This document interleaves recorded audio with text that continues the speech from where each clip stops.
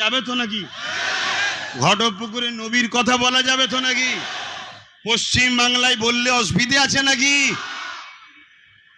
তাহলে বেঁচে থাকার থেকে মরে যাওয়াটাই ভালো। কথা ঠিক না বেঠি? আহা, আমার রসুলকে চিনুন, নবীকে ভালোবাসুন, নবীকে পিয়ার করুন। আরে জিন্দেগি আব্বাসের নয়। আমার শরীরে যে জানটা আছে ওটা আমার নয়। আমার যে দুটো হাত দেখছেন এটা আমার নয়।